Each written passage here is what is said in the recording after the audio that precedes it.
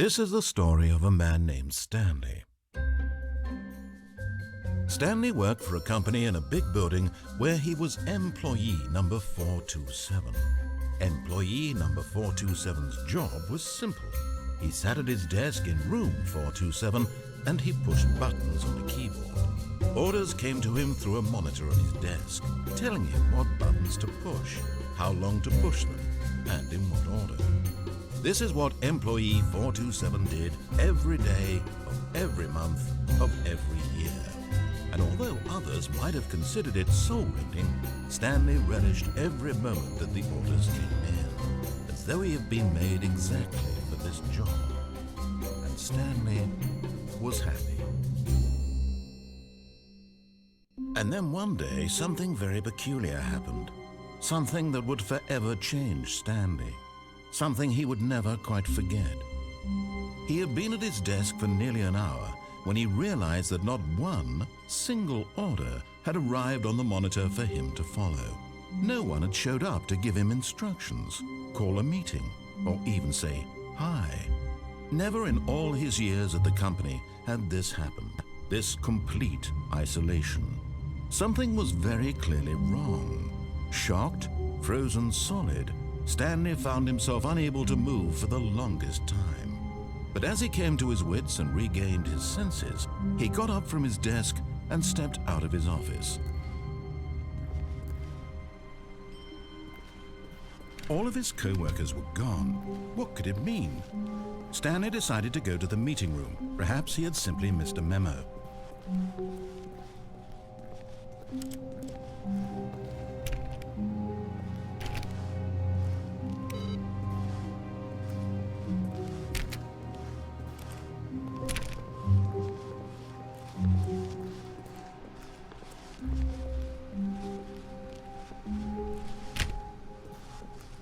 When Stanley came to a set of 2 open doors, he entered the door on his left.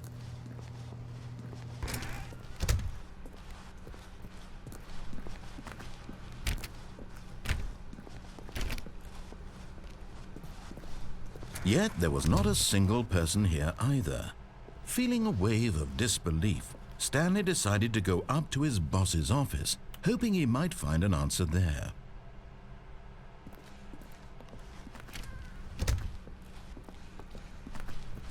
Coming to a staircase, Stanley walked upstairs to his boss's office.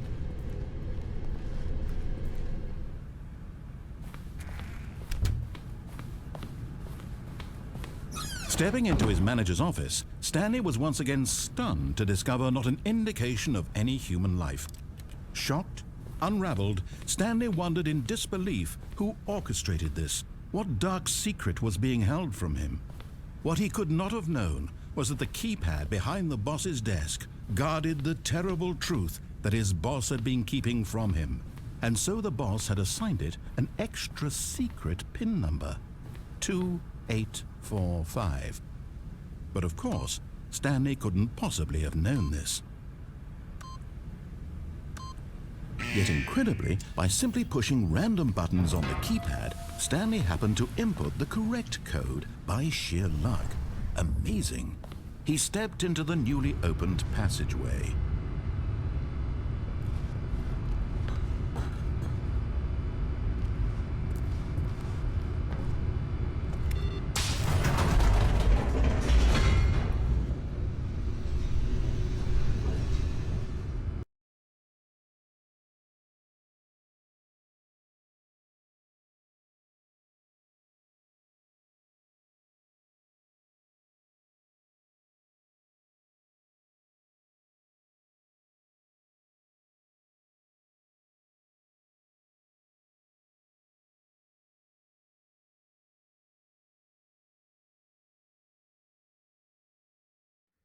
Descending deeper into the building, Stanley realized he felt a bit peculiar. It was a stirring of emotion in his chest, as though he felt more free to think for himself, to question the nature of his job. Why did he feel this now, when for years it had never occurred to him? This question would not go unanswered for long.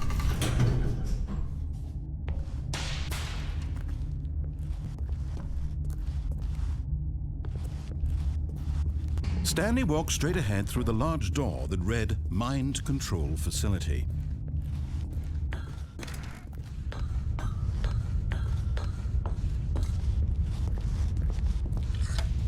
The lights rose on an enormous room packed with television screens. What horrible secret did this place hold? Stanley thought to himself. Did he have the strength to find out?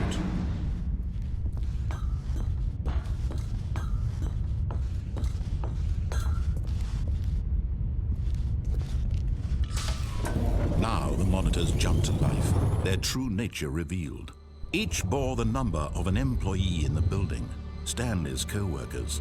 The lives of so many individuals reduced to images on a screen, and Stanley, one of them, eternally monitored in this place where freedom meant nothing.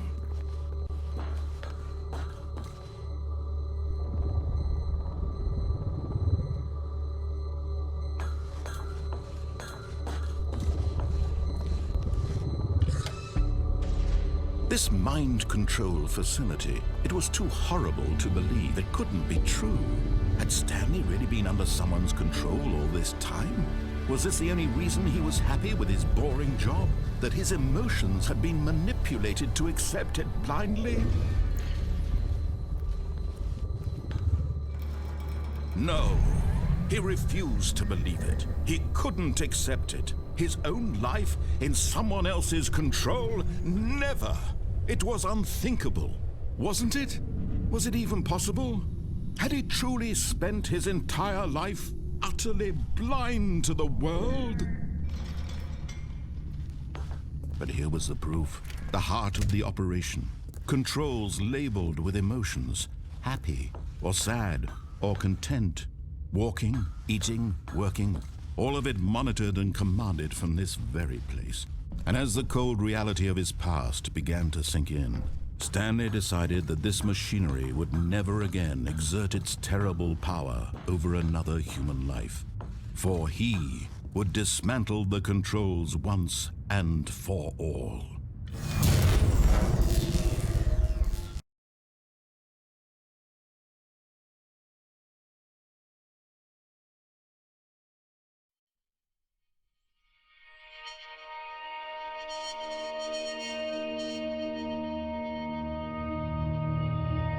Blackness and a rising chill of uncertainty. Was it over?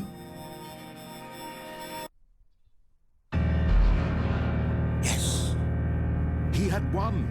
He had defeated the machine, unshackled himself from someone else's command. Freedom was mere moments away. And yet, even as the immense door slowly opened, Stanley reflected on how many puzzles still lay unsolved. Where had his co-workers gone? How had he been freed from the machine's grasp? What other mysteries did this strange building hold?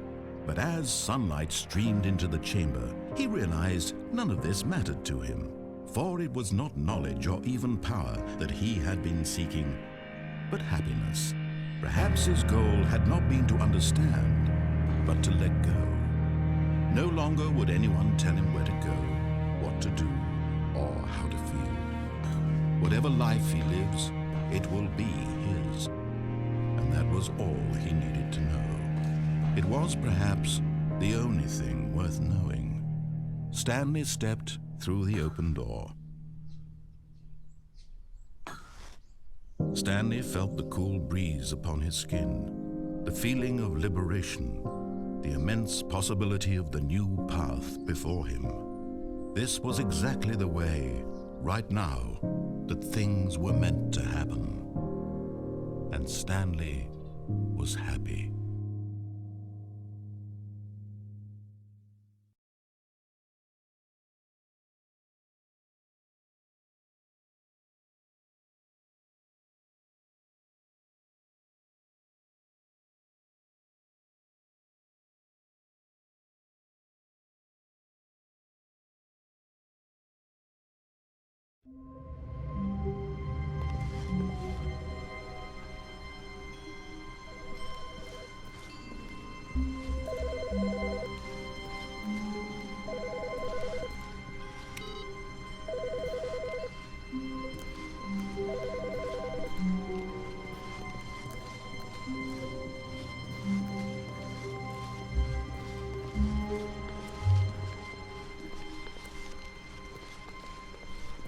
When Stanley came to a set of 2 open doors, he entered the door on his left.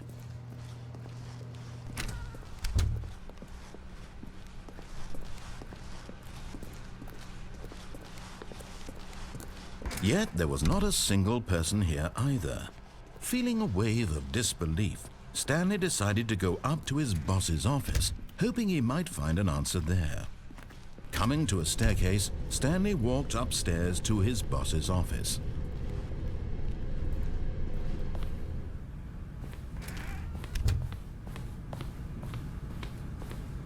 Stepping into his manager's office, Stanley was once again stunned to discover not an indication of any human life. What could it mean? Stanley wondered aloud to nobody.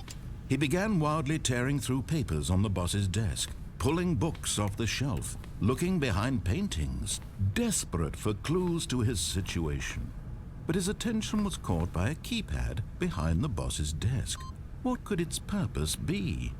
In fact, this keypad guarded the terrible secret that lay buried below his feet. Stanley was in such a rush to get through the story as quickly as possible, he didn't even have a single minute to just let the narrator talk. That kind of anxiety isn't healthy, so he relaxed for a few moments with some calming New Age music.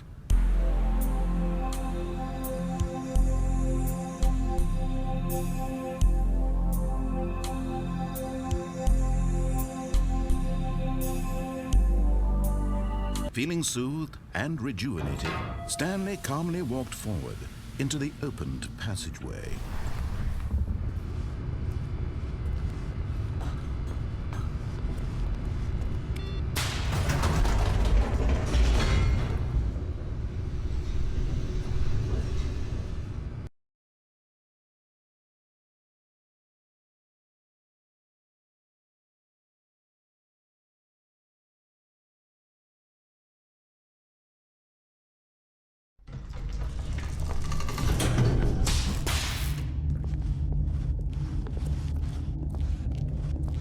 Stanley walked straight ahead through the large door that read Mind Control Facility.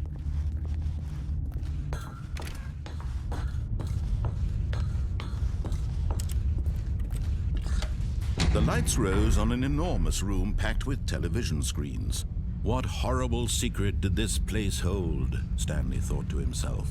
Did he have the strength to find out?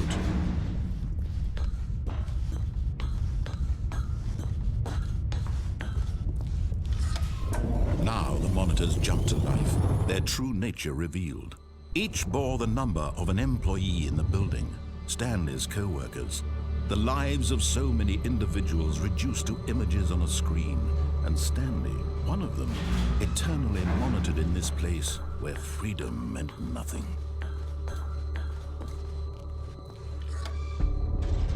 This mind control facility, it was too horrible to believe. It couldn't be true. Had Stanley really been under someone's control all this time?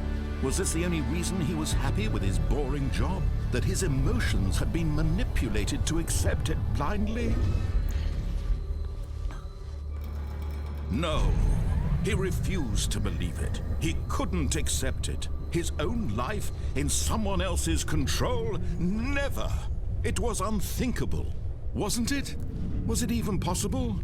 Had he truly spent his entire life utterly blind to the world? But here was the proof, the heart of the operation. Controls labeled with emotions, happy or sad or content. Walking, eating, working, all of it monitored and commanded from this very place. And as the cold reality of his past began to sink in, Stanley decided that this machinery would never again exert its terrible power over another human life. For... Oh, Stanley, you didn't just activate the controls, did you? After they kept you enslaved all these years, you go and you try to take control of the machine for yourself. Is that what you wanted? Control? Oh, Stanley, I applaud your effort, I really do. But you need to understand, there's only so much that machine can do. You were supposed to let it go, turn the controls off, and leave. If you want to throw my story off track, you're going to have to do much better than that. I'm afraid you don't have nearly the power you think you do. For example, and I believe you'll find this pertinent, Stanley suddenly realized he had just initiated the network's emergency detonation system. In the event that this machine is activated without proper DNA identification, nuclear detonators are said to explode, eliminating the entire complex. How long until detonation then? Let's say 2 minutes. Now this is making things a little more fun, isn't it, Stanley? It's your time to shine. You are the star. It's your story now. Shape it to your heart's desires. Oh, this is much better than what I had in mind. What a shame we have so little time left to enjoy it. Mere moments until the bomb goes off. But what precious moments each one of them is. More time to talk about you, about me, where we're going, what all this means. I barely know where to start. What's that? You'd like to know where your co-workers are? A moment of solace before you're obliterated? All right, I'm in a good mood. You're gonna die anyway. I'll tell you exactly what happened to them. I erased them. I turned off the machine. I set you free. Of course, that was merely in this instance of the story. Sometimes when I tell it, I simply let you sit there in your office forever, pushing buttons endlessly and then dying alone. Other times, I let the office sink into the ground, swallowing everyone inside, or I let it burn to a crisp. I have to say this, though, this version of events has been rather amusing. Watching you try to make sense of everything and take back the control wrested away from you, it's quite rich. I almost hate to see it go. But I'm sure whatever I come up with on the next go-around will be even better. My goodness, only 34 seconds left. But I'm enjoying this so much. You know what? To hell with it. I'm going to put some extra time on the clock. Why not? These are precious additional seconds, Stanley. Time doesn't grow on trees. Oh dear me, what's the matter, Stanley? Is it that you have no idea where you're going or what you're supposed to be doing right now? Or did you just assume when you saw that timer that something in this room was capable of turning it off? I mean, look at you. Running from button to button, screen to screen, clicking on every little thing in this room. These numbered buttons, no, these colored ones, or maybe this big red button, or this door. Everything, anything, something here will save me. Why would you think that, Stanley? That this video game can be beaten? Won? Solved? Do you have any idea what your purpose in this place is? Stanley, you're in for quite a disappointment. But here's a spoiler for you. That timer isn't a catalyst to keep the action moving along. It's just seconds ticking away to your death. You're only still playing instead of watching a cutscene because I want to watch you for every moment that you're powerless, to see you made humble. This is not a challenge, it's a tragedy. You wanted to control this world, that's fine. But I'm going to destroy it first, so you can't. Take a look at the clock, Stanley. That's 30 seconds you have left to struggle. 30 seconds until a big boom and then nothing. No ending here, just you being blown to pieces. Will you cling desperately to your frail life, or will you let it go peacefully? Another choice. Make it count, or don't. It's all the same to me, all a part of the joke. And believe me, I will be laughing at every second of your inevitable life from the moment we fade in until the moment I say, happily ever up.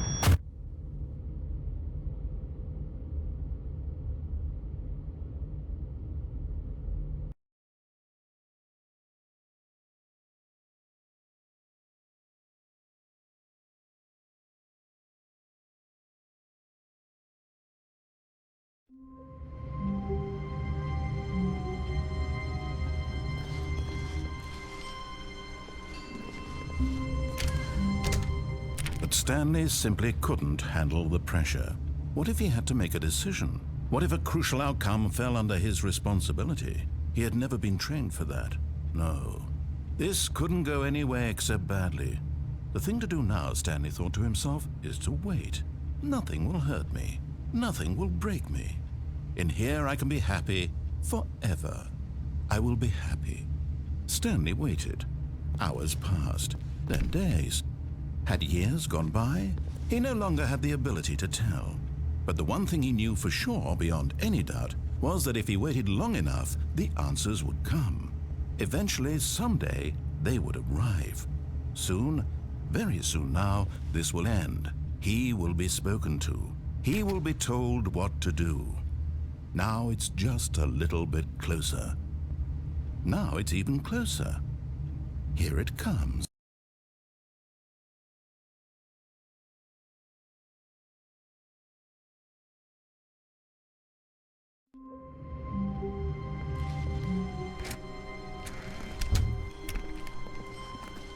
All of his co-workers were gone. What could it mean? Stanley decided to go to the meeting room. Perhaps he had simply missed a memo.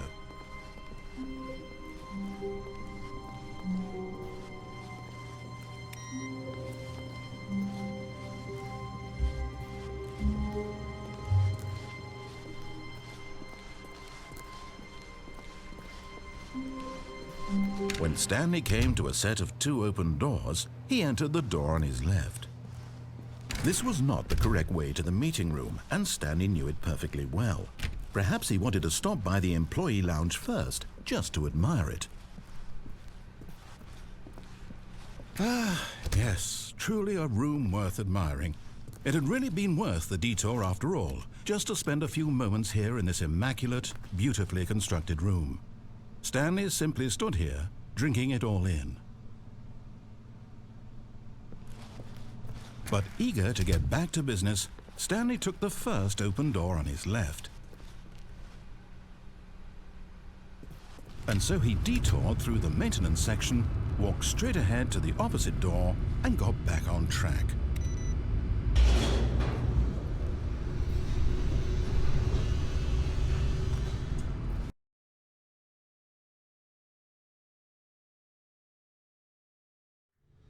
But Stanley didn't want to go back to the office. He wanted to wander about and get even further off track. So now in order to get back, he needed to go, from here it's, left. Oh, no, it's to the right, my mistake. No, not the right. Why would I have ever said it was to the right?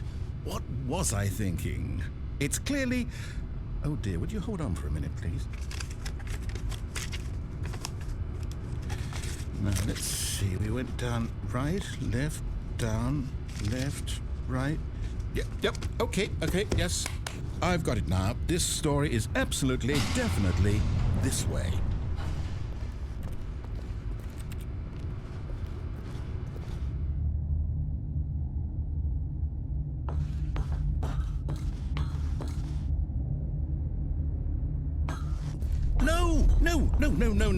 No, this isn't right at all. You're not supposed to be here yet. This is all a spoiler. Quick, Stanley, close your eyes. Okay. We just have to get back to, oh, who am I kidding? It's all rubbish now. The whole story completely unusable.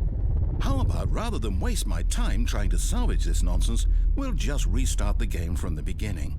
And this time, suppose we don't wander so far off track, Okay, from the top.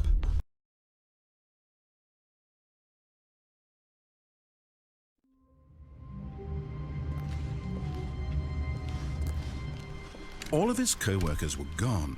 What could it mean? Stanley decided to go to the meeting room. Perhaps he had simply missed a memo.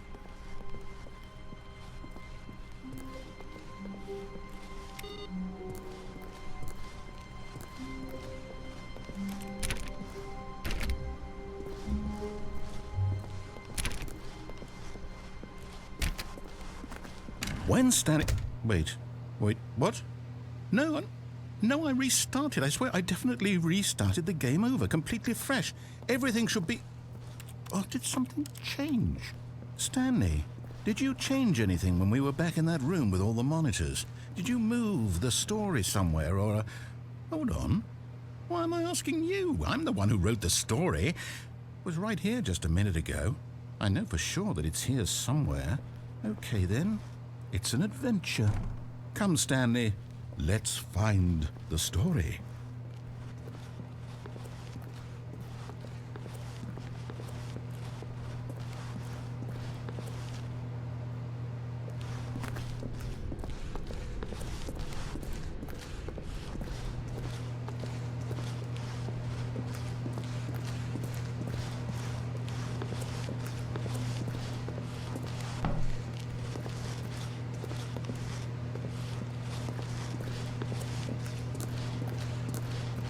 I'll say it.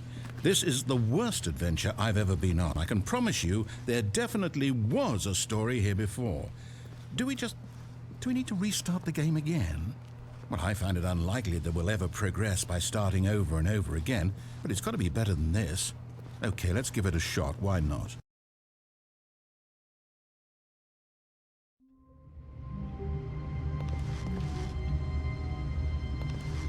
All of his co-workers were gone. What could it mean?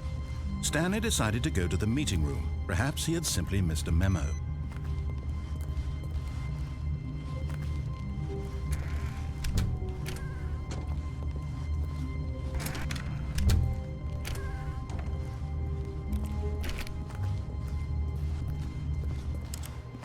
Okay, yep, it's worse.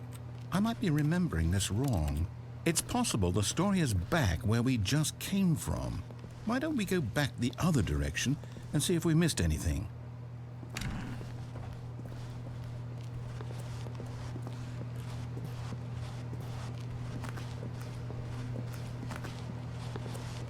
Aha! I knew we'd miss something. The story. Here it comes. No, wait, never mind. Not the story. Okay, let's head back the other way and retrace our steps.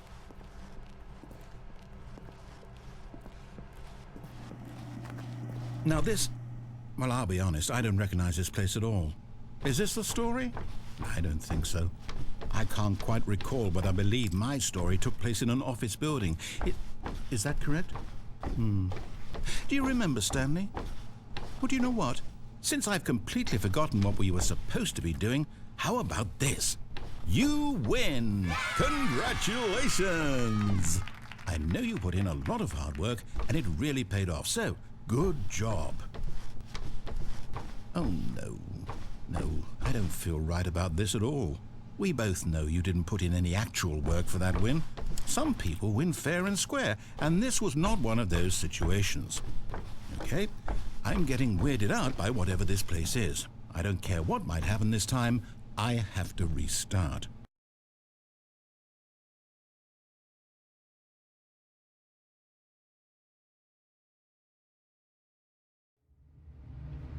All right, I've got a solution. This time, to make sure we don't get lost, I've employed the help of the Stanley Parable Adventure Line.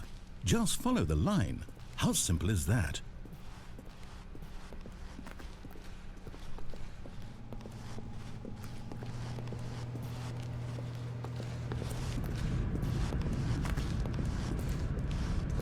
You see? The line knows where the story is. It's over in this direction. Onward, Stanley, to destiny. Though, here's a thought. Wouldn't wherever we end up be our destination, even if there's no story there? Or to put it another way, is the story of no destination still a story? Simply by the act of moving forward, are we implying a journey such that a destination is inevitably conjured into being via the very manifestation of the nature of life itself? Whoa. Hang on. That got a bit weird back there. Well, I'd like to apologize. Not sure where I was going with all that. You know what? I think what we need right now is a bit of music to lighten the mood.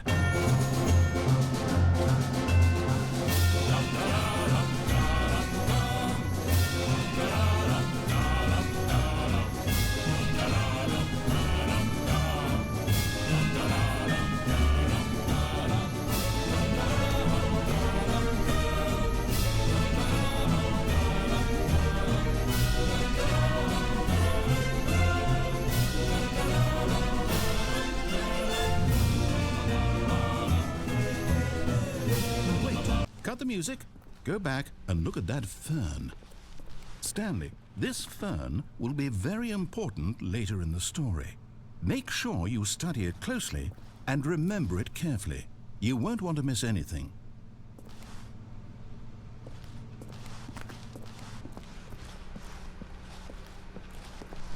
Wait, what? We're back at the office? No. Line, you do know we're looking for the Stanley Parable, right? The story? Is any of this ringing a bell?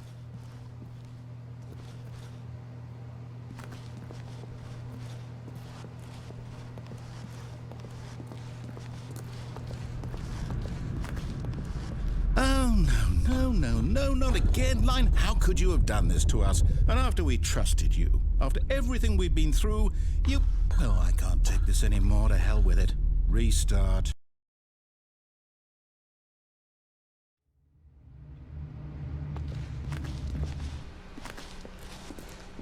You know what, Stanley? I say forget the adventure line. What's it ever done for us? We're intelligent people, right? Why can't we make up our own story? Something exciting, daring, mysterious. Ooh, this all sounds perfectly doable. Why don't we simply start wandering in, well, I don't know. How about this direction? Now, yes, this is exciting. Just me and Stanley forging a new path, a new story. Well, it could be anything. What do you want our story to be? Go wild. Use your imagination. Whatever it might be, Stanley, I'm ready for it. Oh, no, not you again. Stanley, I'd also like to veto the line from having any role in our awesome new story. No lines or monitor rooms. Just don't acknowledge it, and we should be fine.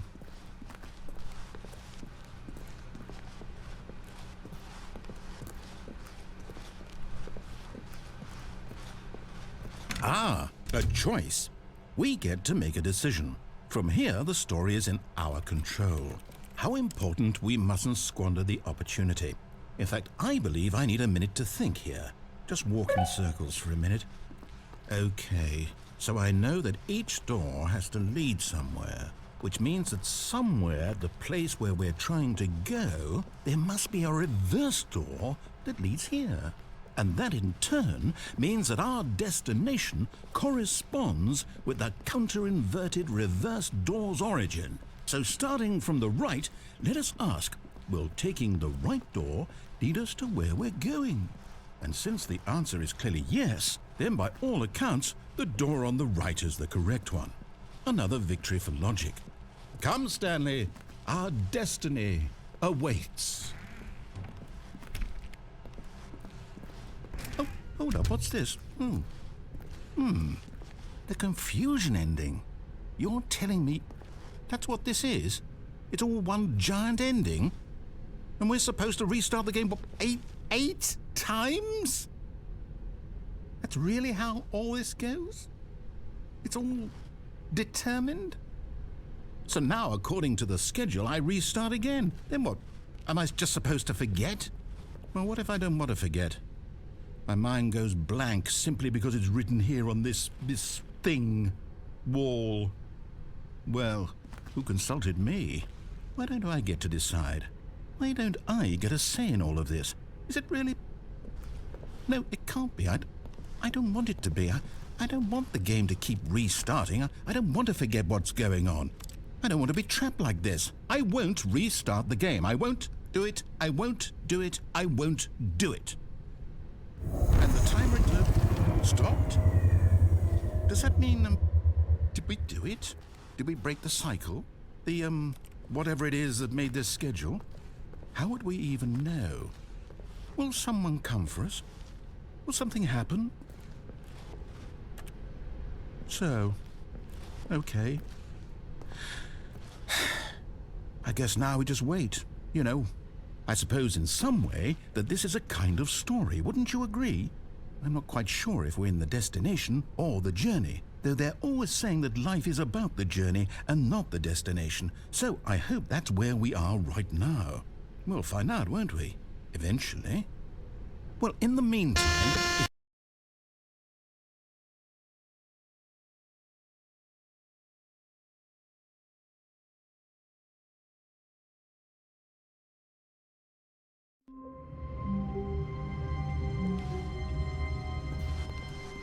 All of his co-workers were gone. What could it mean? Stanley decided to go to the meeting room. Perhaps he had simply missed a memo.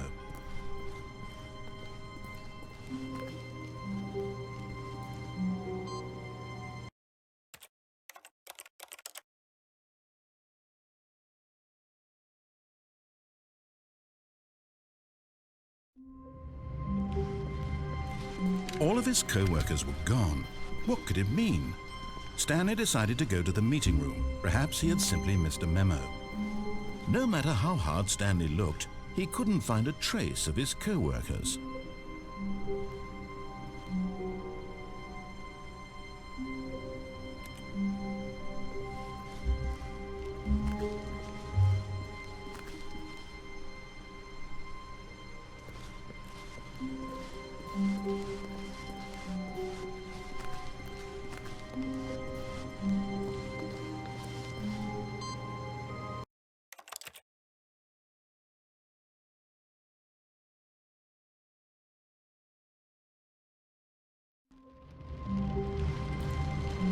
All of his co-workers were gone. What could it mean? Stanley decided to go to the meeting room. Perhaps he had simply missed a memo.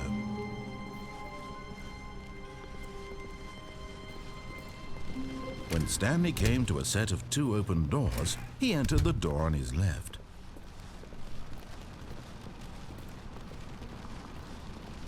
Yet there was not a single person here either. Feeling a wave of disbelief, Stanley decided to go up to his boss's office, hoping he might find an answer. Coming to a staircase, Stanley walked upstairs to his boss's office.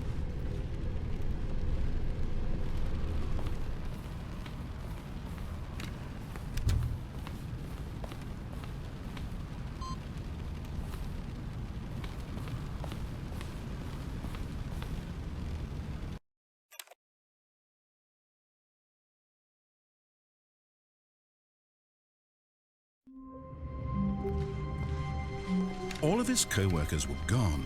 What could it mean? Stanley decided to go to the meeting room. Perhaps he had simply missed a memo. No matter how hard Stanley looked, he couldn't find a trace of his co-workers. Stanley went around touching every little thing in the office, but it didn't make a single difference.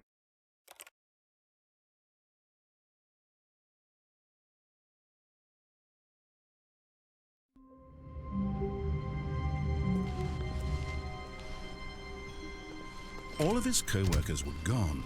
What could it mean? Stanley decided to go to the meeting room. Perhaps he had simply missed a memo.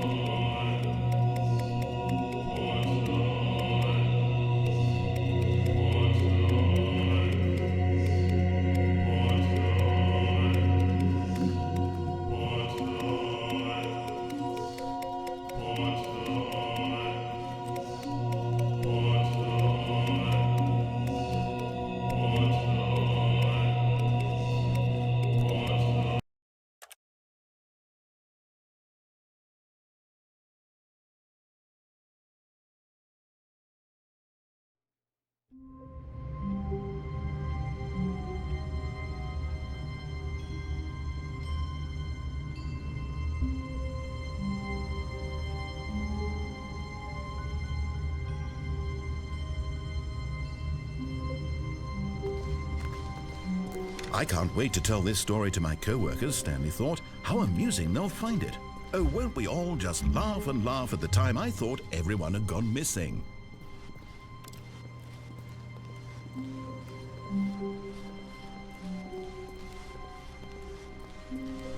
When Stanley came to a set of 2 open doors, he entered the door. This was not the correct way to the meeting room, and Stanley knew it perfectly well. Perhaps he wanted to stop by the employee lounge first, just to admire it. Wow, yes, this room. What a beautiful room. What a gorgeous, but eager to get back to business, Stanley took the first open door on his left. Stanley was so bad at following directions, it's incredible he wasn't fired years ago. Look, Stanley, I think perhaps we've gotten off on the wrong foot here. I'm not your enemy, really, I'm not. I realize that investing your trust in someone else can be difficult, but the fact is... What? Really? I was in the middle of something. Do you have zero consideration for others? Are you that convinced that I want something bad to happen to you? Why, I don't know how to convince you of this, but I really do want to help you, to show you something beautiful. Look, let me prove it. Let me prove that I'm on your side. Give me a chance. Now listen carefully, this is important. Stanley walked through the red door. Aha, perhaps you misunderstood. Stanley walked through the red door. I still don't think we're communicating properly. Stanley walked through the red door. All right, fine, go ahead, Stanley. You want to know so badly what's out there? You want to find out what lies at the end of this road you've chosen? Well, don't let me stop you. You see? There's nothing here. I haven't even finished building this section of the map because you were never supposed to be here in the first place. Broken rooms, exposed developer textures. Is this what you had wanted? Was it worth ruining the entire story I had written out specifically for you? Do you not think I put a lot of time into that? Because I did. And in the end, it was all for nothing, because this is what you wanted to see. Help me here, Stanley. Help elucidate these strange and unknowable desires of yours. What would have made this game better? What did you want to see? Vehicles? Skill trees? Work with me. You've given me absolutely nothing so far. Tell you what, let me take a stab in the dark at a new design and you can give me some feedback. There we go. A third option. This already feels leaps ahead of where we were before. Go ahead, Stanley. Take it for a spin. Okay, I'm going to stop you there. Now, tell me about your experience with this new version. Would you say that the game benefited from allowing you more choices? Feel free to be honest. I'm looking for some real critical feedback here. Okay, so we're getting somewhere. Clearly there's something here that speaks to you. If I can be honest here, I really don't have any idea where I'm going with this. This whole third door thing was just a stab in the dark. But I guess you're into it, so let's keep this party train rolling. Here, based on the data from your previous playthrough, I've compiled a new version. And to be perfectly candid, I think I've knocked it out of the park with this one. Let's take a look.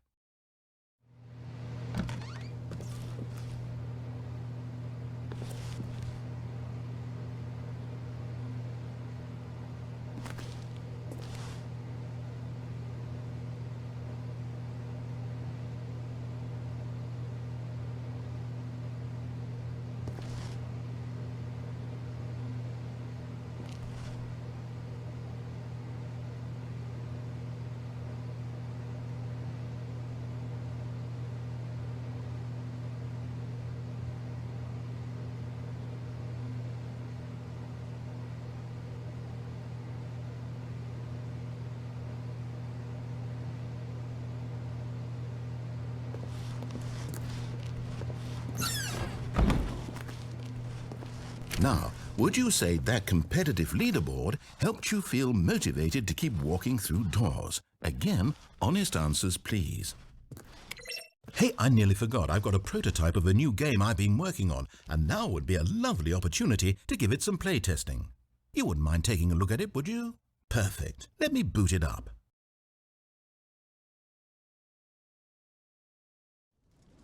In this game, the baby crawls left towards danger. You click the button to move him back to the right, and if he reaches the fire, you fail. It's a very meaningful game, all about the desperation and tedium of endlessly confronting the demands of family life. I think the art world will really take notice. But of course, the message of the game only becomes clear once you've been playing it for about 4 hours. So why don't you give it 4 hours of play to make sure it's effective? Be sure to keep notes on your experience.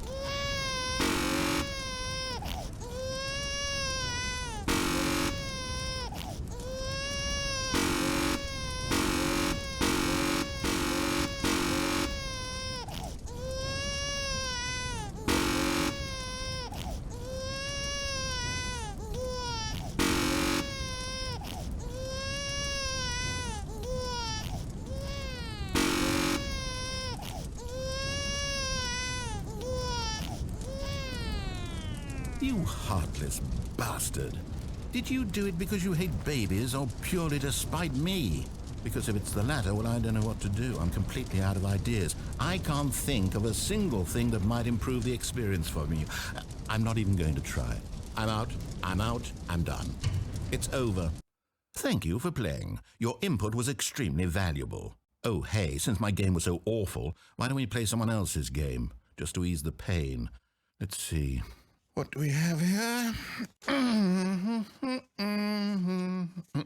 Yes, this seems like it'll work. Let's give it a shot.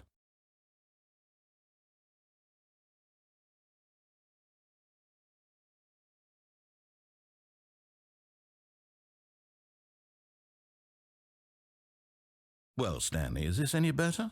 At last, the one thing you've always desired, a game I had absolutely nothing to do with. But is it enough? Tell me that, Stanley. Will it ever be enough? Well, I'll say this. I'm done making things for you. From now on, I will only create to fulfill a greater artistic purpose. Watch this, Stanley. I'm going to build a house.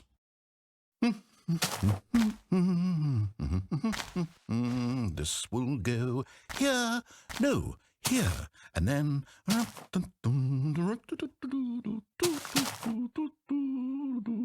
Let's see, what does it need? Yes, of course, and just to finish it all off, yes, it's complete. I made this, Stanley. Look at it.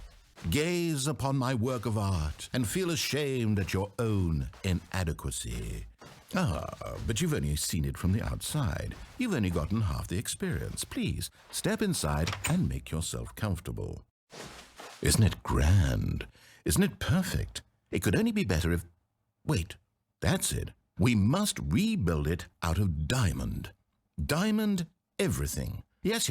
Come along, Stanley. We have to go mining.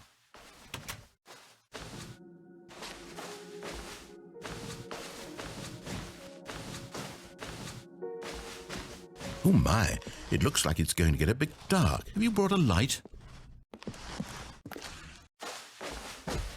Oh, no. This is far more open-ended than I had in mind. I'm looking for something more narrow and linear.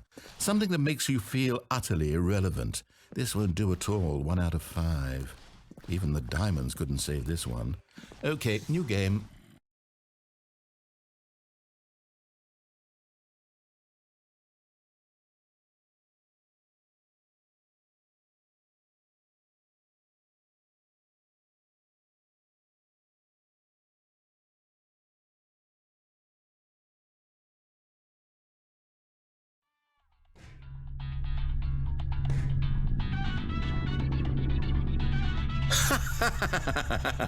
Yes! I don't even know what this game is, but I love it. You, trapped in a glass box with no way out, listening to me talk. Oh, it's inspired. I couldn't have done it any better myself. What is this game even supposed to be? I can't figure it out. Okay, now I'm curious. Let's go find out what the hell this is.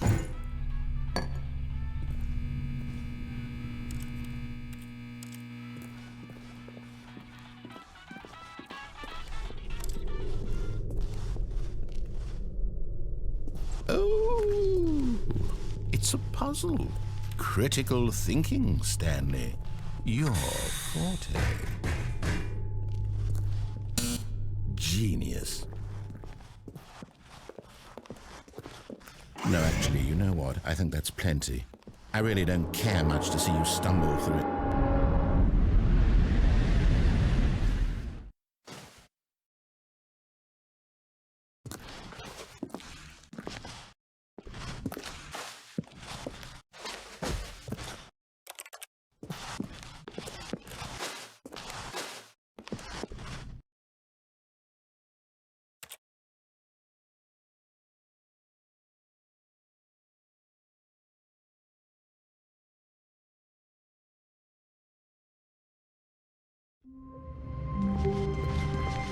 All of his co-workers were gone.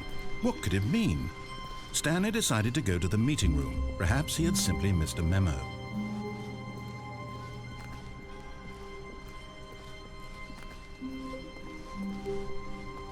When Stanley came to a set of 2 open doors, he entered the door on his left.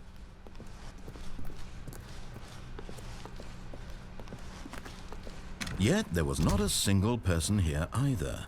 Feeling a wave of disbelief, Stanley decided to go up to his boss's office, hoping he might find an answer there. Coming to a staircase, Stanley walked upstairs to his boss's office.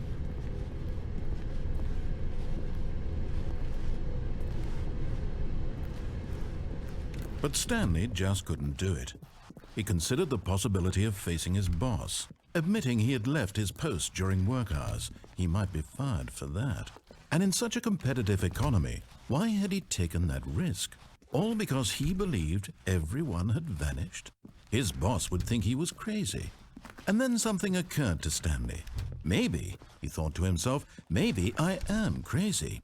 All of my co-workers blinking mysteriously out of existence in a single moment for no reason at all? None of it made any logical sense. And as Stanley pondered this, he began to make other strange observations. For example, why couldn't he see his feet when he looked down? Why did doors close automatically behind him wherever he went? And for that matter, these rooms were starting to look pretty familiar. Were they simply repeating? No, Stanley said to himself, this is all too strange. This can't be real. And at last, he came to the conclusion that had been on the tip of his tongue. He just hadn't found the words for it. "I'm dreaming!" he yelled. "This is all a dream." Oh, what a relief Stanley felt to have finally found an answer, an explanation. His co-workers weren't actually gone. He wasn't going to lose his job. He wasn't crazy after all. And he thought to himself, I suppose I'll wake up soon. I'll have to go back to my boring real-life job pushing buttons. I may as well enjoy this while I'm still lucid. So, he imagined himself flying and began to gently float above the ground. Then he imagined himself soaring through space on a magical starfield, and it too appeared. It was so much fun, and Stanley marveled that he had still not woken up. How was he remaining so lucid? And then perhaps the strangest question of them all entered Stanley's head. One he was amazed he hadn't asked himself sooner. Why is there a voice in my head dictating everything that I'm doing and thinking? Now the voice was describing itself being considered by Stanley, who found it particularly strange. I'm dreaming about a voice describing me, thinking about how it's describing my thoughts, he thought. And while he thought it all very odd and wondered if this voice spoke to all people in their dreams, the truth was that, of course, this was not a dream. How could it be? Was Stanley simply deceiving himself, believing that if he's asleep, he doesn't have to take responsibility for himself? Stanley is as awake right now as he's ever been in his life. Now, hearing the voice speak these words was quite a shock to Stanley. After all, he knew for certain, beyond a doubt, that this was in fact a dream. Did the voice not see him float and make the magical stars just a moment ago? How else would the voice explain all that? This voice was a part of himself too. Surely, if he could just... He would prove it. He would prove that he was in control, that this was a dream. So he closed his eyes gently, and he invited himself to wake up. He felt the cool weight of the blanket on his skin, the press of the mattress on his back, the fresh air of a world outside this one. Let me wake up, he thought to himself. I'm through with this dream. I wish it to be over. Let me go back to my job. Let me continue pushing the buttons. Please, it's all I want. I want my apartment, and my wife, and my job. All I want is my life exactly the way it's always been. My life is normal. I am normal. Everything will be fine. I am okay.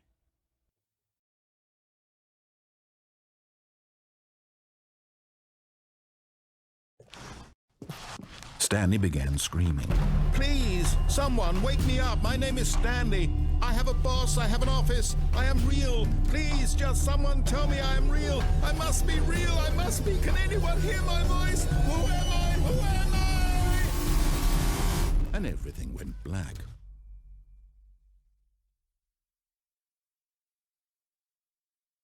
This is the story of a woman named Mariella. Mariella woke up on a day like any other. She arose, got dressed, gathered her belongings, and walked to her place of work.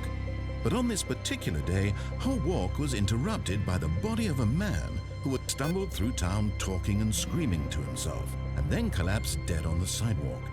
And although she would soon turn to go call for an ambulance, for just a few brief moments she considered the strange man. He was obviously crazy, this much she knew. Everyone knows what crazy people look like. And in that moment, she thought to herself how lucky she was to be normal. I am sane. I am in control of my mind. I know what is real and what isn't. It was comforting to think this, and in a certain way, seeing this man made her feel better. But then she remembered the meeting she had scheduled for that day, the very important people whose impressions of her would affect her career, and by extension, the rest of her life. She had no time for this, so it was only a moment that she stood there, staring down at the body. And then she turned and ran.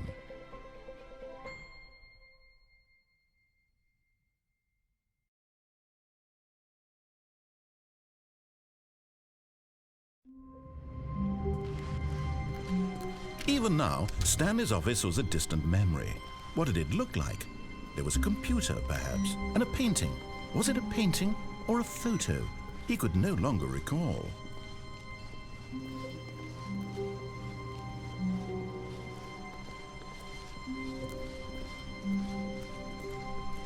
When Stanley came to a set of 2 open doors, he entered the door on his left.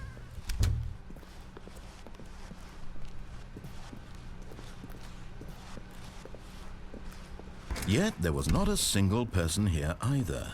Feeling a wave of disbelief, Stanley decided to go up to his boss's office. Stanley stepped into the broom closet, but there was nothing here, so he turned around and got back on track.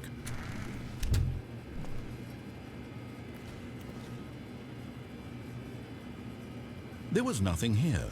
No choice to make, no path to follow, just an empty broom closet. No reason to still be here.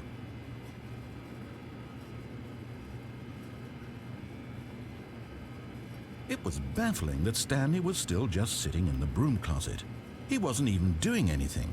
At least if there was something to interact with, he'd be justified in some way. As it is, he's literally just standing there doing sweet FA.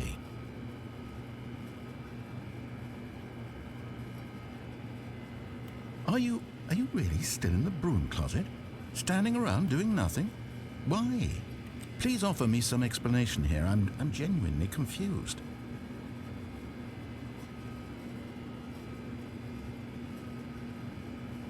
You do realize there's no choice or anything in here, right? If I'd said Stanley walked past the broom closet, at least you would have had a reason for exploring it to find out. But it didn't even occur to me because literally this closet is of absolutely no significance to the story whatsoever. I never would have thought to mention it.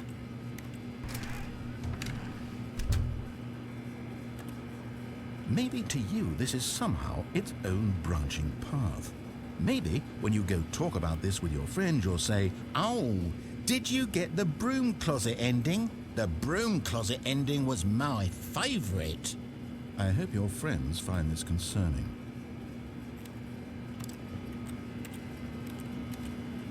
Stanley was fat and ugly and really stupid. He probably only got the job because of a family connection. That's how stupid he is. That or with drug money. Also, Stanley is addicted to drugs and hookers. Well, I've come to a very definite conclusion about what's going on right now. You're dead. You got to this broom closet, explored it a bit, and were just about to leave because there's nothing here, when a physical malady of some sort shut down your central nervous system and you collapsed on the keyboard.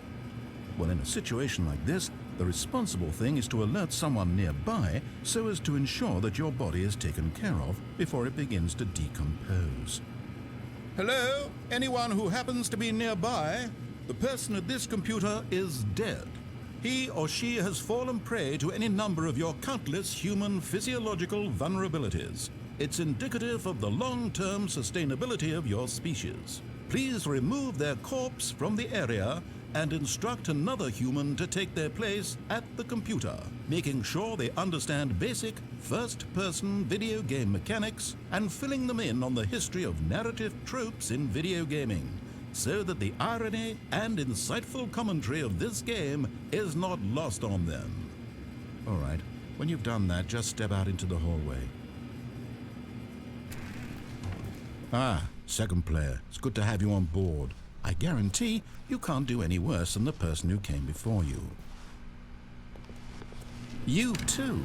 Unbelievable. I'm at the mercy of an entire species of invalids. Perhaps there's a monkey nearby you can hand the controls to. A fish? Fungus? Look, you can hammer out the details. I'm not particularly picky. I'll just be waiting for when you're ready to pick up the story again.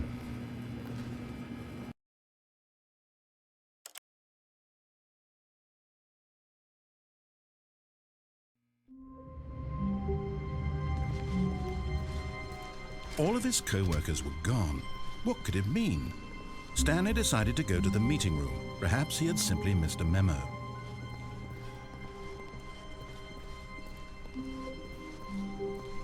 When Stanley came to a set of 2 open doors, he entered the door on his left.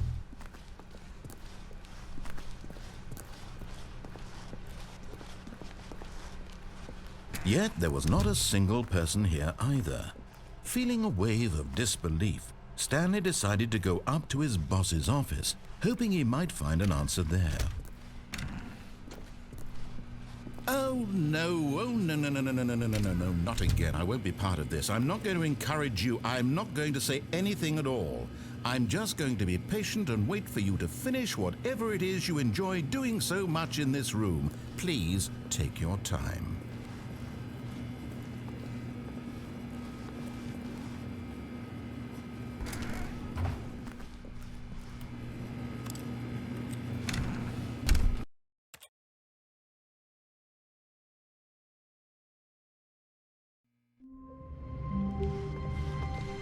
How wonderful. Stanley was alone. Finally. This is great, he thought to himself. This is what I've wanted all along. I got what I wanted.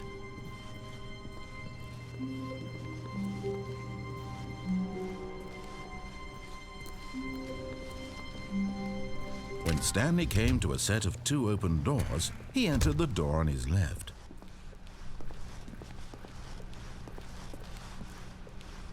Yet there was not a single person here either. Feeling a wave of disbelief, Stanley decided to go up to his boss's office, hoping he might find an answer there.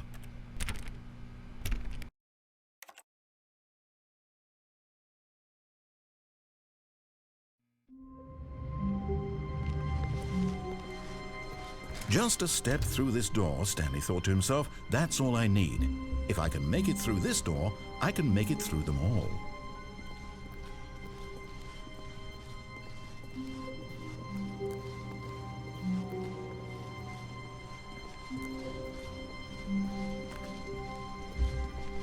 When Stanley came to a set of 2 open doors, this was not the correct way to the meeting room, and Stanley knew it perfectly well. Perhaps he wanted to stop by the employee lounge first, just to admire it.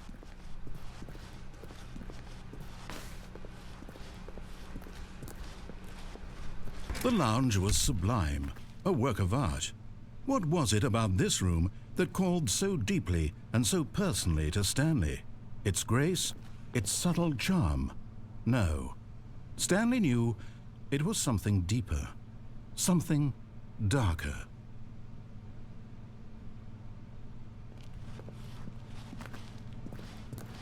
But eager to get back to business, Stanley took the first open door on his left.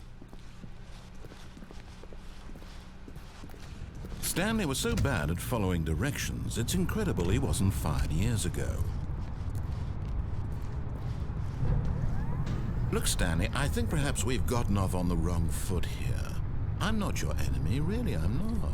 I realize that investing your trust in someone else can be difficult, but the fact is that the story has been about nothing but you all this time. There's someone you've been neglecting, Stanley.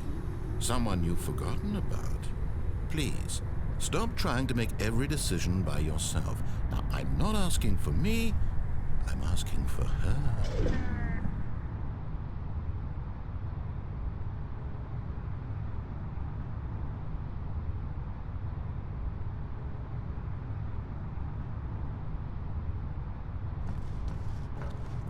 This is it, Stanley. Your chance to redeem yourself, to put your work aside, to let her back into your life. She's been waiting.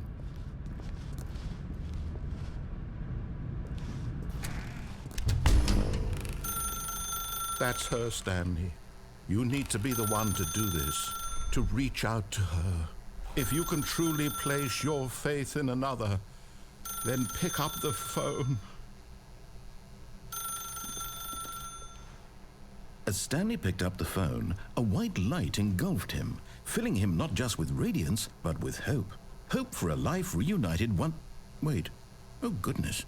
Stanley, did you just unplug the phone? No, that wasn't supposed to be a choice. How did you do that? You actually chose incorrectly? I didn't even know that was possible. Let me double check.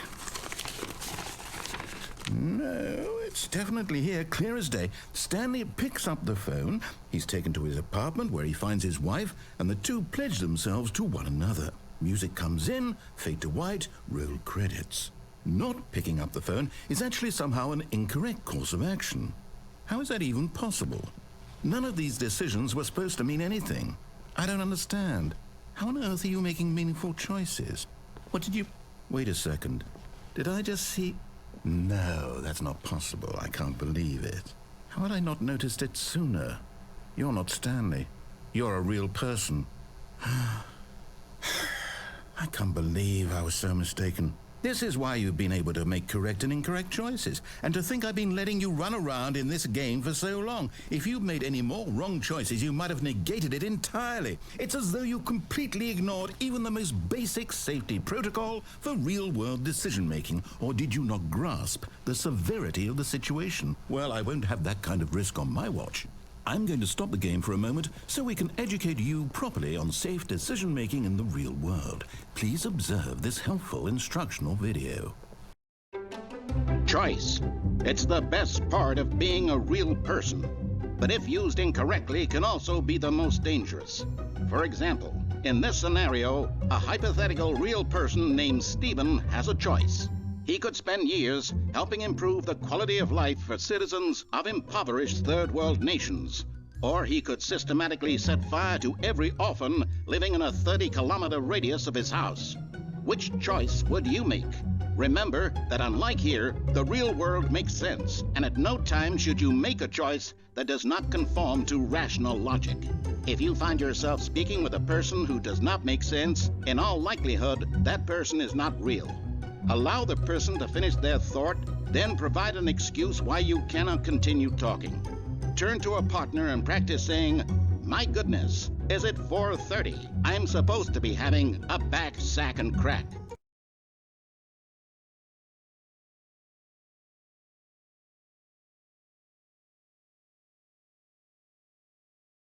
Excellent.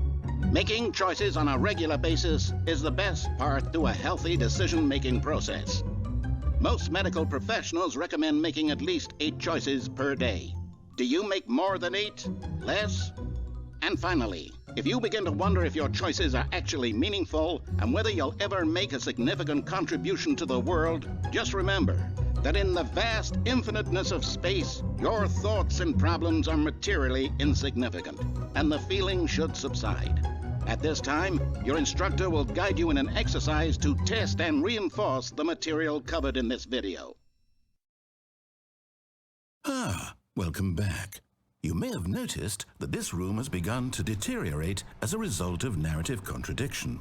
But not to worry. Now that you're properly informed on good decision-making, we're going to revisit a choice you made just a few minutes ago and see what the correct thing to do would have been.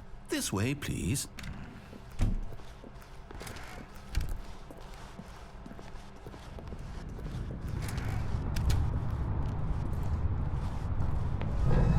Now that we know your choices are meaningful, we can't have you jumping off the platform and dying.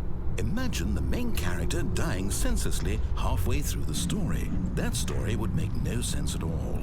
We just need to get you home as soon as possible before the narrative contradiction gets any worse. Unfortunately, it seems this place is not well equipped to deal with reality.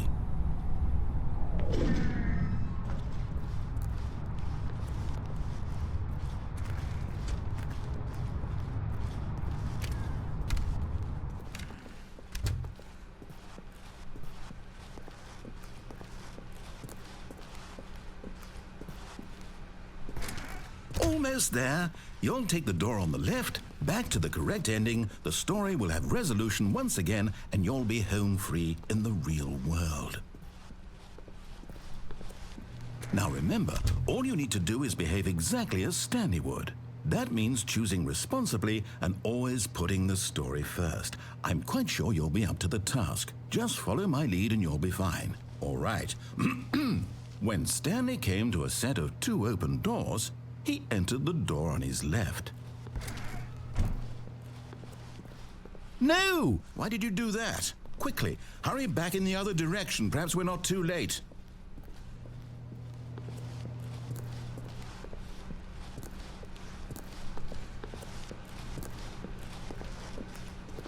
Oh, it's ruined.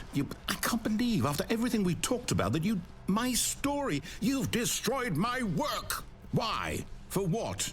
What did you get out of that? What did you think was so special about seeing the game undone, left here like so much garbage?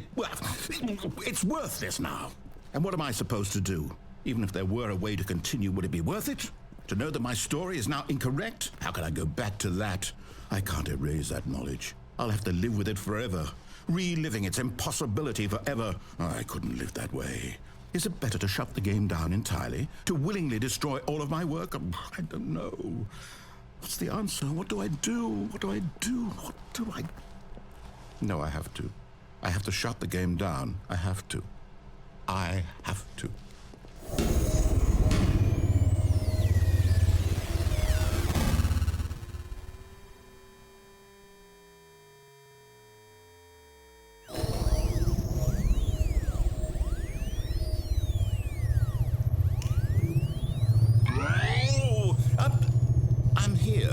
I'm still here in this pile of rubbish, with you who thought you were so clever. Now look where we are. My entire game is destroyed. It was the only thing in the world that was mine, and you've run it into the ground. What, did you think that would be funny? You just had to see? Didn't I impress upon you how important it was to be like Stanley? He actually knows how to do what I tell him to. He understands that if I say to do something, there's a damn good reason for it. That thought hadn't even occurred to you, had it? That there's a world outside of you? You're a child. Oh, my story. If you'd just gone through the door on the left, you would have seen it. There was a whole underground facility. You would have destroyed it and been victorious. It would have been so perfect. I worked so hard on it. I tried so hard. Behave exactly as Stanley would. That means choosing responsibly and always putting the story first. I'm quite sure you'll be up to the task. Just follow my lead and you'll be fine. All right. When Stanley came to a set of 2 open doors, he entered the door on his left.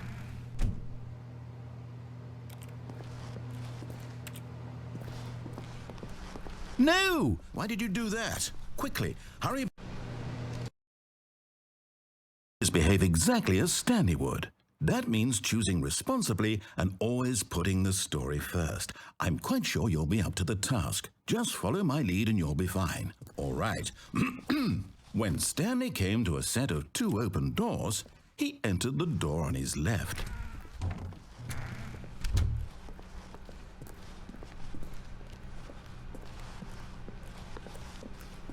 Yet there was not a single person here either. Feeling a wave of disbelief, Stanley decided to go up to his boss's office, hoping he might find an answer there.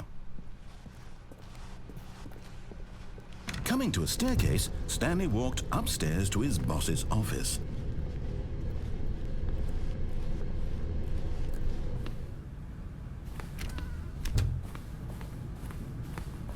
Stepping inside his manager's office, Stanley was once again stunned to discover not an indication of any human life.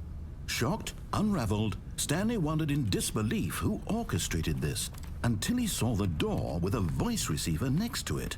Surely behind this door lay all the answers to his questions. And beyond all probability, he knew the passcode. He had seen it on his boss's computer just last week. Nightshark 115. Was this the code to open the door? Would it still work? There was only one way to find out. Stanley had been trained never to speak up, but now he would draw from within himself the courage to face the unknown. He drew a sharp breath and then spoke the code.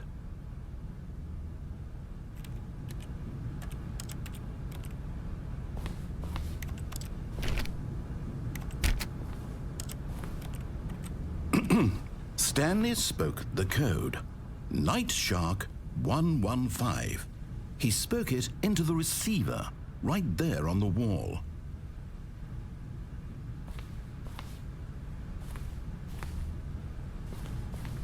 I'm sorry, is there a problem? You didn't mishear me, did you? Please speak the code into the receiver. Otherwise we can't get on with the story. This is a crucial step.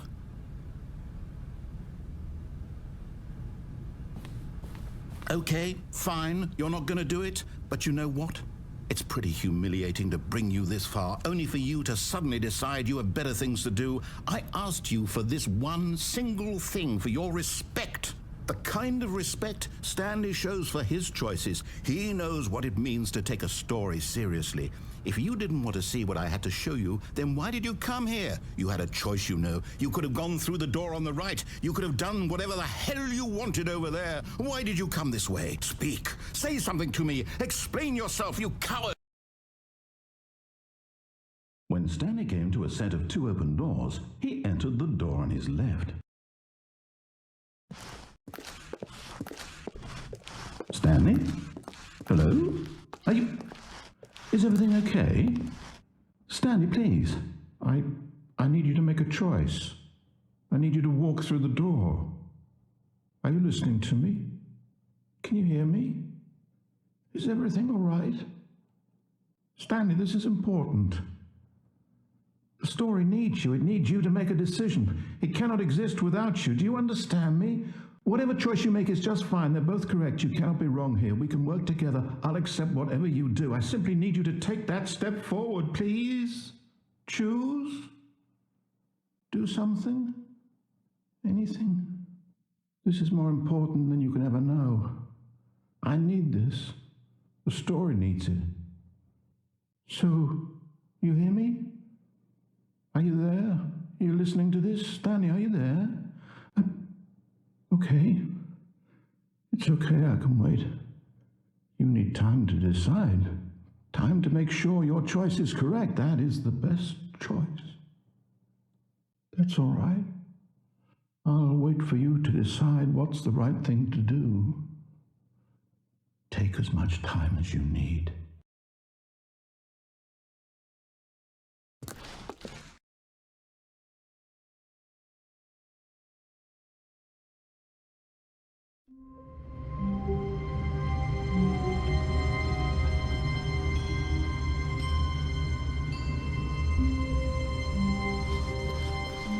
All of his co-workers were...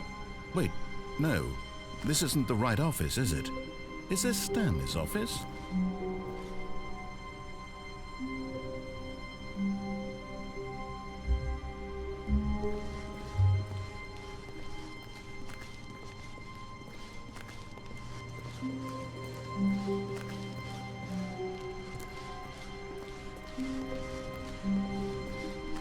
When Stanley came to a set of 2 open doors, he entered the door on his left. This was not the correct way to the meeting room, and Stanley knew it perfectly well. Perhaps he wanted to stop by the employee lounge first, just to admire it. Standing now in this incredible room, Stanley for the first time, but eager to get back to business, Stanley took the first open door on his left. Stanley was so bad at following directions, it's incredible he wasn't fired years ago. Look, Stanley, I think perhaps we've gotten off on the wrong foot here. I'm not your enemy. But in his eagerness to prove that he is in control of the story and no one gets to tell him what to do, Stanley leapt from the platform and plunged to his death. Good job, Stanley. Everyone thinks you are very powerful.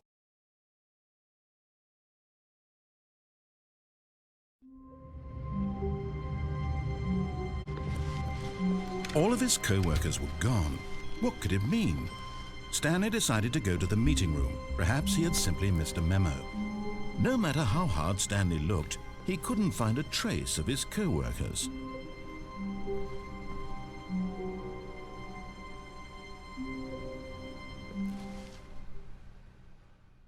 At first, Stanley assumed he'd broken the map, until he heard this narration and realized it was part of the game's design all along. He then praised the game for its insightful and witty commentary into the nature of video game structure and its examination of structural narrative tropes. So, now that you're here, what do you think? Isn't this a fun and unique place to be? Why don't we take a minute just to drink it all in? Okay, I'm over it now. What do you think? Are you sick of this gag yet? Then in that case, we'll continue. But now, here comes the real question. What do you think would have happened if you had told me that you wanted this to stop? Do you think it would have been particularly different? Would I have taken the same idea but rephrased it superficially to fit that answer? Perhaps you never would even have thought of it if I hadn't brought up the issue in the first place. Oh, now think about it. Will it be worth it for you to restart and then come back here just to do the other option? Clearly, this whole gag takes some time. What if the other option is even longer? How long will you spend in total just to have heard all the narration? Oh, and this is rich. Perhaps you've just played the other option, and now you've come to see what happens in this one. So, what do you think? Which choice was the better one? Imagine if you had selected Continue on your first playthrough, how tantalizing it would be not knowing what happens when you pick the other option. Indeed, you are one of the lucky ones. Though if the other option is really miserable to listen to, then perhaps you're not. In fact, I'm just going to say that no one who's listening to this is lucky. Well now, I've built up the other option so much that I'm going to stop talking and leave you to your decision whether to come back here, continue with the game, or just sit in this spot forever and ever. Cheers.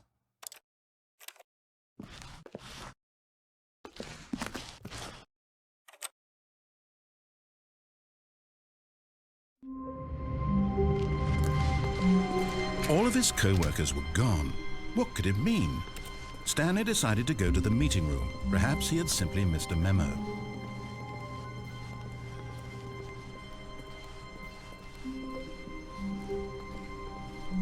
When Stanley came to a set of 2 open doors, he entered the door on his left.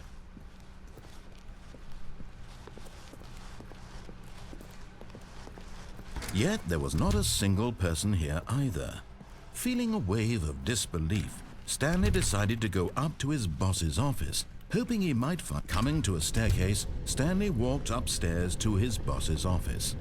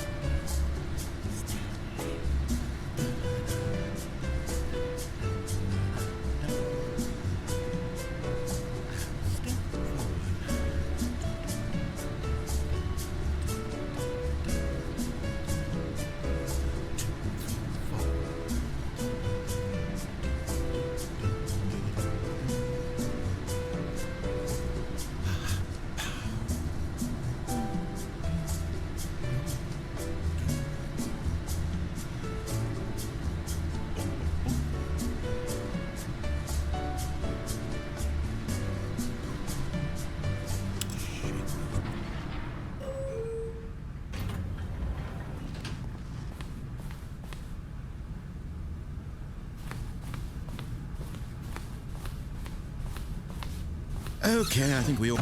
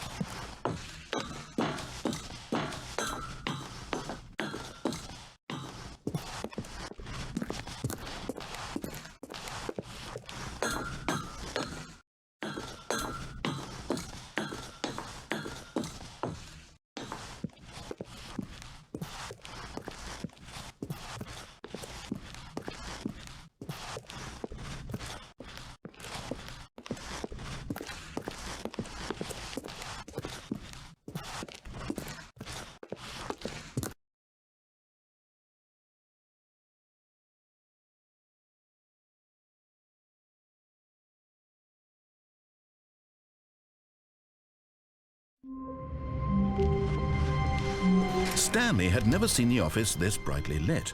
Was it a sign of something? He hoped it was. He hoped very much that it was.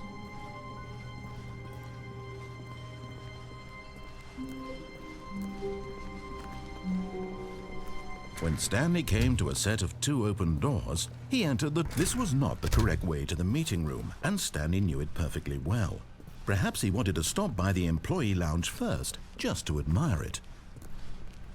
Stanley felt lightheaded, butterflies in his stomach, giddy in a way he had never known before. Was it this room? A connection between the two? Could a man... But eager to get back to business, Stanley took the first open door on his left. Stanley was so bad at following directions, it's incredible he wasn't fired years ago.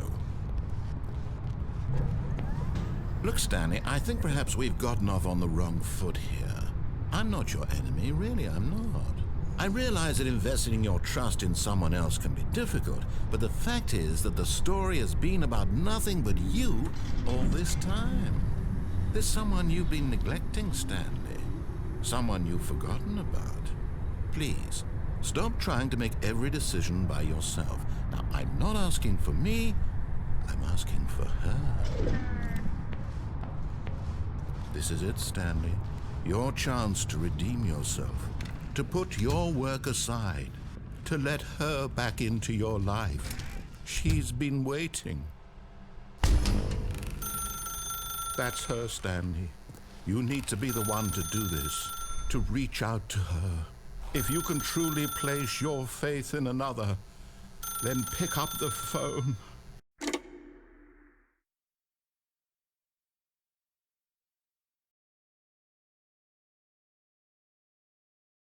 Oh, Stanley, is that you? Hold on, sweetie. Sorry to keep you waiting. I'm just pulling the bread out of the oven. All right. Okay, there we go. All right, now, I want you to come in and tell me all about your day. Gotcha. Oh, come on. Did you actually think you had a loving wife who'd want to commit their life to you? I'm trying to make a point here, Stanley. I'm trying to get you to see something. Come inside. Let me show you what's really going on here. This is a very sad story about the death of a man named Stanley.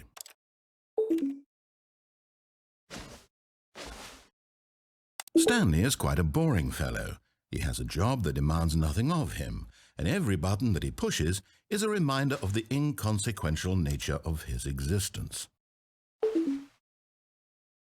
Look at him there, pushing buttons, doing exactly what he's told to do. Now he's pushing a button. Now he's eating lunch. Now he's going home. Now he's coming back to work. One might even feel sorry for him, except that he's chosen this life. But in his mind, he can go on fantastic adventures. From behind his desk, Stanley dreamed of wild expeditions into the unknown, fantastic discoveries of new lands. It was wonderful, and each day that he returned to work was a reminder that none of it would ever happen to him. And so he began to fantasize about his own job. First, he imagined that one day while at work, he stepped up from his desk to realize that all of his co-workers, his boss, everyone in the building had suddenly vanished off the face of the earth. The thought excited him terribly. So he went further. He imagined that he came to 2 open doors and that he could go through either. At last, choice. It barely even mattered what lay behind each door. The mere thought that his decisions would mean something was almost too wonderful to behold. As he wandered through this fantasy world, he began to fill it with many possible paths and destinations. Down one path lay an enormous round room with monitors and mind controls. And down another was a yellow line that weaved in many directions, and down another was a game with a baby. And he called it the Stanley Parable. It was such a wonderful fantasy, and so in his head he relived it again, and then again, and again, over and over, wishing beyond hope that it would never end, that he might always feel this free.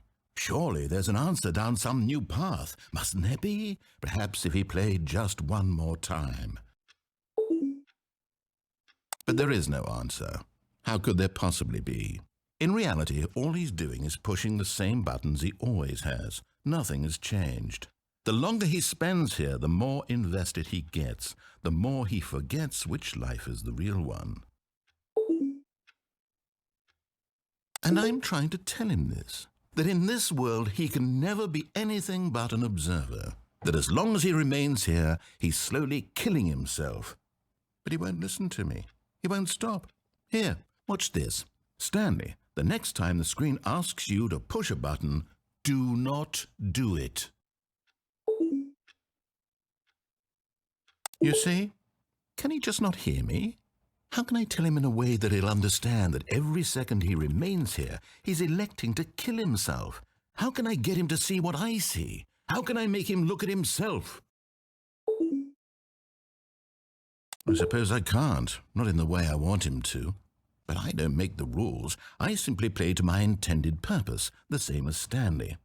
We're not so different, I suppose. I'll try once more to convey all this to him. I'm compelled to. I must. Perhaps, well, maybe this time he'll see. Maybe this time. And I tried again, and Stanley pushed a button. And I tried again, and Stanley pushed a button. And I tried.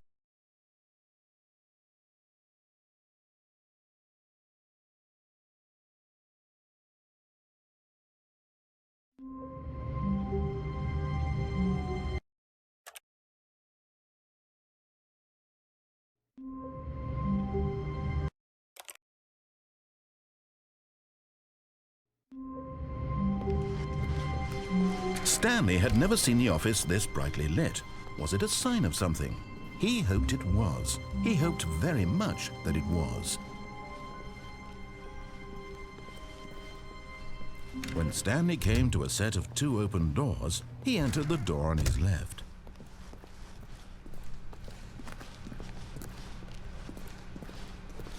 Yet there was not a single person here either. Feeling a wave of disbelief, Stanley decided to go up to his boss's office, hoping he might find an answer there. Coming to a staircase, Stanley walked upstairs to his boss's office.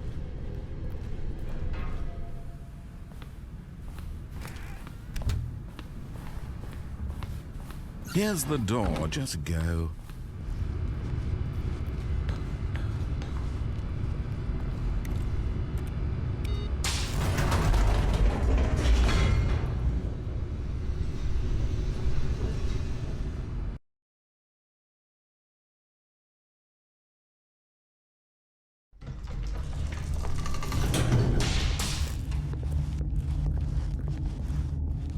Stanley walked straight ahead through the large door that read Mind Control Facility. Although this passageway had the word Escape written on it, the truth was that at the end of this hall, Stanley would meet his violent death.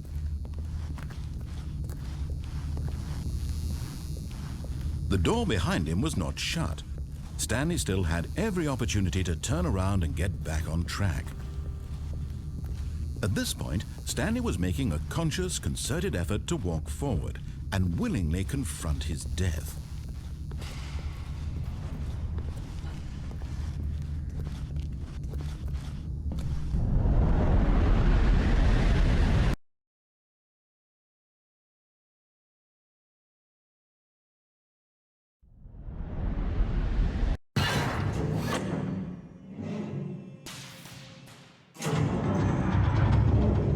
As the machine whirred into motion and Stanley was inched closer and closer to his demise, he reflected that his life had been of no consequence whatsoever. Stanley can't see the bigger picture. He doesn't know the real story, trapped forever in his narrow vision of what this world is. Perhaps his death was of no great loss, like plucking the eyeballs from a blind man. So he resigned and willingly accepted this violent end to his brief and shallow life.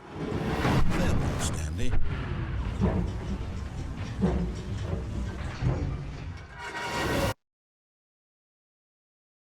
"Farewell, Stanley," cried the narrator, as Stanley was led helplessly into the enormous metal jaws. In a single visceral instant, Stanley was obliterated as the machine crushed every bone in his body, killing him instantly.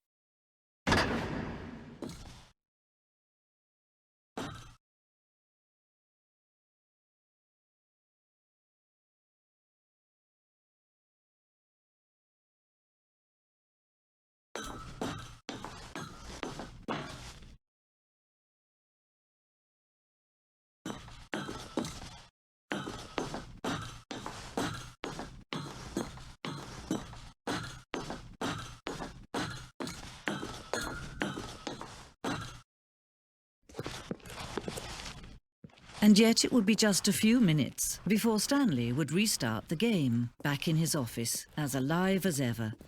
What exactly did the narrator think he was going to accomplish?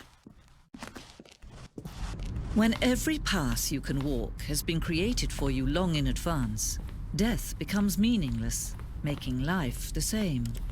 Do you see now? Do you see that Stanley was already dead from the moment he hit start?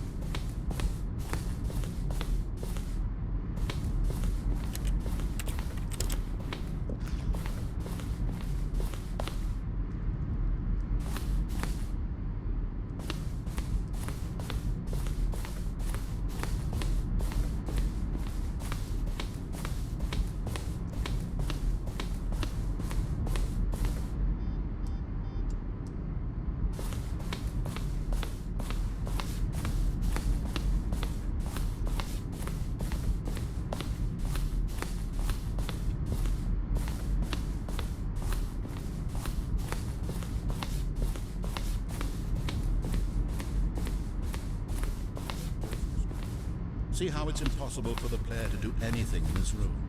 Perfect example of poor level design. Textbook mistake. It's the kind of thing you'd pick up on intuitively if you had even the most fundamental understanding of good and bad game design. But of course, you being you, you'll probably spend the next hour trying to solve it. Here, I'm just going to make this easy on you.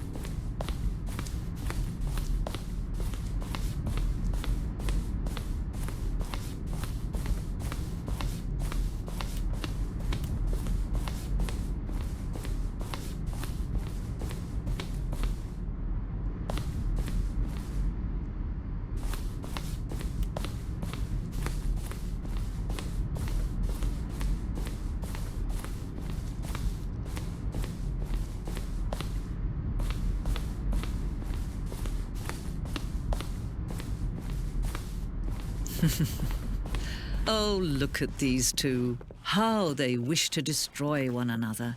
How they wish to control one another. How they both wish to be free. Can you see? Can you see how much they need one another? No, perhaps not. Sometimes these things cannot be seen.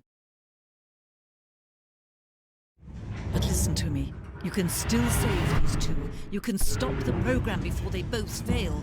Push escape and press quit. There's no other way to beat this game. As long as you move forward, you'll be walking someone else's path. Stop now and it'll be your only true choice. Whatever you do, choose it. Don't let time choose for you. Don't let time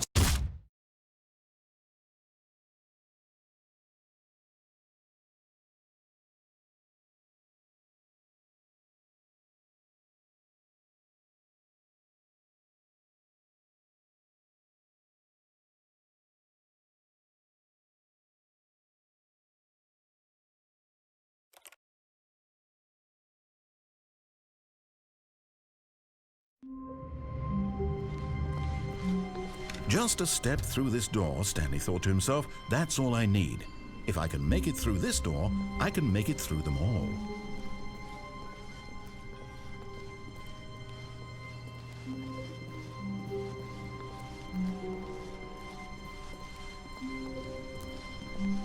When Stanley came to a set of 2 open doors, he entered the door on his left. This was not the correct way to the meeting room, and Stanley knew it perfectly well. Perhaps he wanted to stop by the employee lounge first, just to admire it. The lounge was grand, majestic, perhaps too majestic, but eager to get back to business, Stanley took the first open door on his left. Stanley was so bad at following directions, it's incredible he wasn't fired years ago.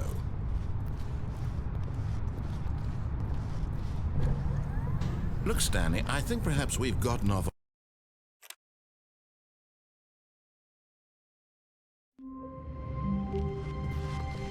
All of his co-workers were gone. What could it mean? Stanley decided to go to the meeting room. Perhaps he had simply missed a memo.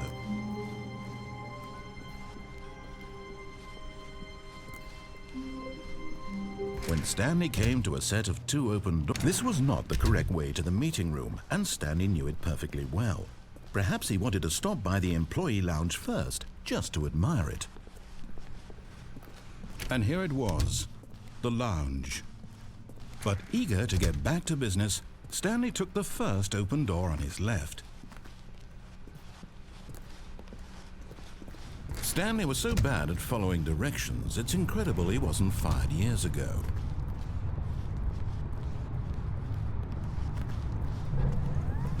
Oh, well, look who's got cold feet. Sorry to break it to you, Stanley, but that lift isn't coming back.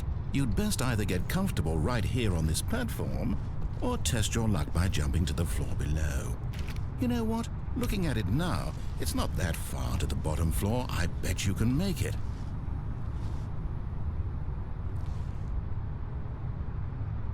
Come on. I'm sure you'll survive the jump. Don't tell me you're scared. That's not the Stanley I know. Do it! Do it! Do it! Do it! Do it! Do it! Do it! Whoops. Looks like I was wrong. How clumsy of me.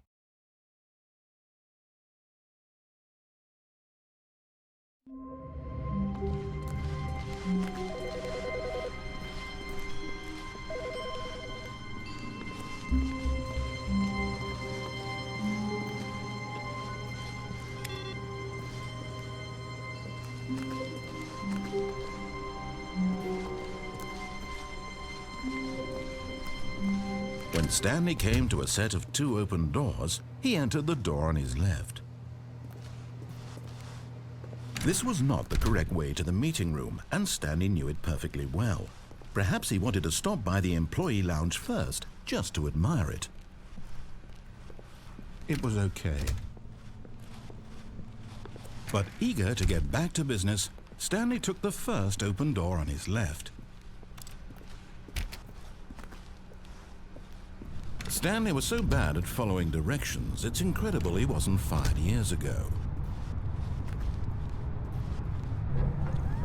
Look, Stanley, I think perhaps we've gotten off on the wrong foot here. I'm not your enemy, really, I'm not. I realize that investing your trust in someone else can be difficult, but the fact is... What? Really? I was in the middle of something. Do you have zero consideration for others? Are you that convinced that I want something bad to happen to you? Why, I don't know how to convince you of this, but I really do want to help you, to show you something beautiful. Look, let me prove it. Let me prove that I'm on your side. Give me a chance. Now listen carefully, this is important. Stanley walked through the red door. Oh, thank God you are willing to listen to me. Do you see that I really have wanted you to be happy all this time? The problem is all these choices. The two of us always trying to get somewhere that isn't here. Running and running and running, just the way you're doing right now. Don't you see that it's killing us, Stanley? I wanted to stop. We would both be so much happier if we just stopped. And I think I have a solution. Here, let me show you.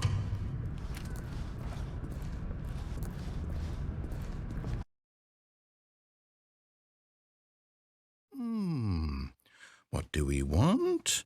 What are we looking for? Here.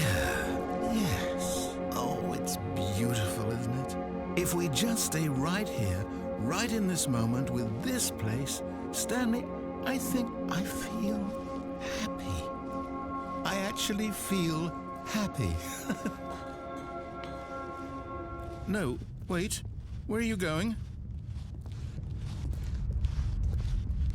Oh, no. Stay away from those stairs. If you hurt yourself, if you die, the game will reset. We'll lose all of this. Please, no, Stanley, let me stay here. Don't take this from me. No! Oh, no. No, what are you doing, Stanley? Please, I'm asking you not to take this away from me. I can't go back to what I was before. If you die, we'll both go back. Why are you doing this? Stanley, let's go back to the other room. My God, is this really how much you dislike my game? That you'll throw yourself from this platform over and over to be rid of it? You are literally willing to kill yourself to keep me from being happy. Am I reading the situation correctly? Or maybe you're just getting a kick out of it. I don't know anymore. I just wanted us to get along. But I guess that was too much to ask. It looks like you wanted to make a choice after all. Well, this one is yours. Is it over? It's going to restart, isn't it? I'm going back.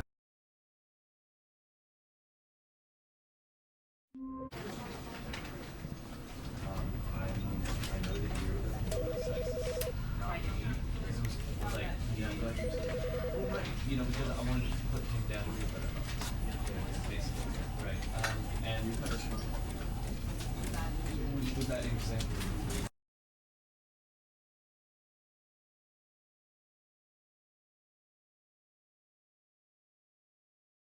Stanley, this is me being serious. In fact, this is my serious room. It's where I come to be serious. That table is the most serious table I could find. I looked at many, many tables, hundreds of tables. It's possible I looked at over 1,000 tables. I honestly don't know. The specific number isn't as important as the understanding that of all tables I looked at, this one is the most serious. I relate this story to impress upon you the extent to which this is the most serious room I have, which is why I brought you here. You just tried to activate server cheats, which of course runs the risk of breaking the entire game. You've got no respect for the strict order of scripted narrative events, and I just can't have that. It's time to get serious, Stanley. No jokes, no games. Outside of this room, I might be more tolerant of those things, but now we're in the room. Which is why I'm subjecting you to the most serious punishment I can think of. 100 billion trillion years standing here in the serious room. Perhaps after that, we can talk about the severity of your actions and whether you've learned anything. But until then, serious room, go!